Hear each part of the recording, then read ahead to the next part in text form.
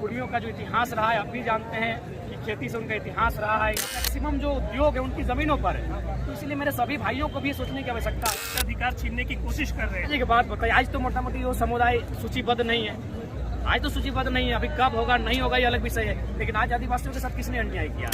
कुर्मियों का जो इतिहास रहा है आप भी जानते हैं कि खेती से उनका इतिहास रहा है। यहाँ के मैंने आदिवासीता लोग हैं, कहीं ना कहीं उसके साथ छल इसलिए हुआ है क्योंकि मैक्सिमम जो उद्योग है उनकी जमीनों पर है, तो इसलिए मेरे सभी भाइयों को भी सोचने की आवश्यकता है कि उनकी लड़ाई ऐसी लड़ाई है जो पीड़ित है। आपको मजाक लगेगा, कुड़माली जो भाषा है हाल फिलहाल 2011 की जनगणना में मात्र 43 दिखाया गया था। सोचिए जिसकी आबादी पूरे आसपास के 3 राज्यों में 2 करोड़ 2.5 करोड़ है, उनकी भाषा को 43, तो ये कहीं ना कहीं राजनीतिक षड्यंत्र है उनको मिटाने का, उनको नष्ट करने का। तो हम तो बार बार कहते हैं, बाकायदा हमको जब पूरा बात रखने का मौका दीजिएगा तो जो अभी विवाद चलता है उस पर भी हमारे पास विकल्प है। जब हमने कहा कि EWS जिसको कोई जानता नहीं था उसको लोगों ने धरातल पर लाया, तो आप केंद्र की सूची में जो है रहने दीजिए। राज्य को अगर समस्या होता है बाकायदा तो हम ये भी तर्क देते हैं कि आज पहाड़िया जनजाति, बिरोहरी जनजाति, बिरोजिया जनजाति ये बाकी जनजातियों के साथ मुकाबला नहीं कर पाएंगे, तो उनके लिए भी एक स्पेशल ट्राइब्स में आप रखें। तो ठीक उसी प्रकार किसी प्रकार आपसी मतभेद न हो, ये मांग उनकी आज सदियों से चली आ रही है। ये संवैधानिक मांग है, बात का संविधान, राष्ट्रपति को अधिकार है, संसद को अधिकार है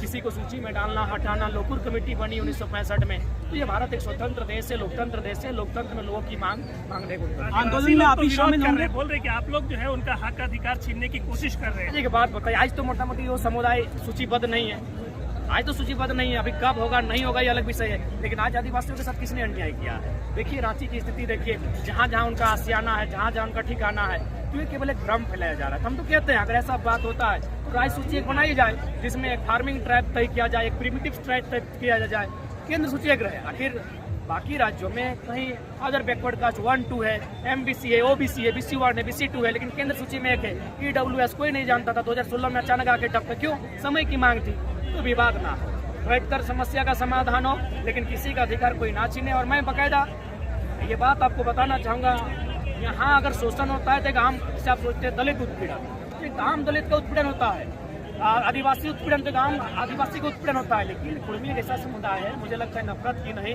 वो साजिशों का शिकार हुआ है। आज 2 नेता कोरोना में जुझे, दोनों कुर्मी के थे। It's not coincidence, it's conspiracy. आज जगन्नाथ महतो दुनिया में नहीं है, श्रद्धांजलि। दूसरा नेता भी कुर्मी का बेटा है, इंद्रजीत महतो। पहले हम प्रार्थना करते सभी धर्म, सभी समुदाय, सभी आस्था को कि वो इंसान स्वस्थ हो, वो साजिशों से जूझ रहे वो समुदाय। मीडिया बंधु कभी दिखाइए, सुनील दा की हत्या हुई, लेकिन जो दूसरा शख्स मारा गया तो उनके सामने प्रभाकर महतो था। क्यों मारा गया?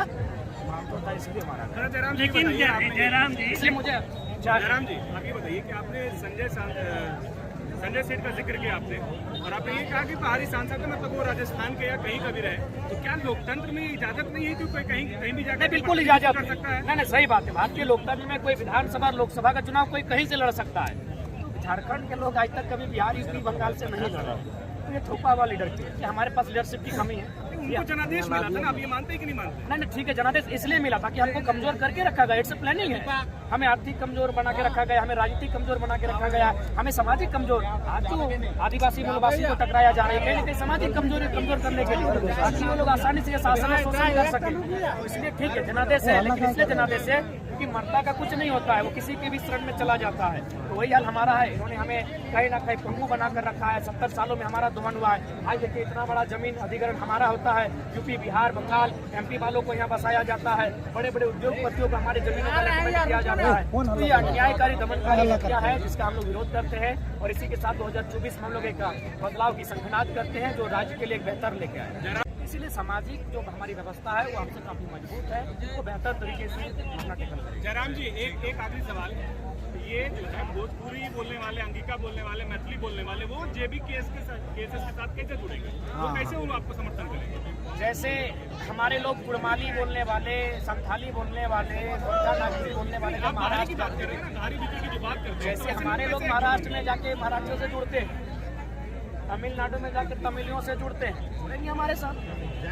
आपके पास क्या है इसका कोई रूपरेखा होगा ना? कैसे कन्विंस करेंगे आप? कन्विंस करेंगे, उसके लिए हमारी रूपरेखा है, लेकिन पहले हम स्पष्ट कह दिए रवाल जो आइडेंटिटी है वो हमें स्वीकार है। राजधानी से राजा साहब को कुछ संदेश देना चाहते दादा? पक्ष कहता है कि हम तो 1932 लागू कर दिए थे, उसको राज्यपाल ने रोक दिया है। जो लोग 1932 को लेकर के आंदोलन करते हैं, कभी राज्यपाल की या बीजेपी के खिलाफ क्यों होगा? ऐसा नहीं है, लोकसभा का चुनाव बीजेपी के खिलाफ ही होगा। 14 में 14 में 12 सीटें बीजेपी के पास है, NDA गठबंधन के पास है। लोकसभा का जो चुनाव है कहीं ना कहीं हमारी लड़ाई है। ठीक है जयराम जी, ठीक।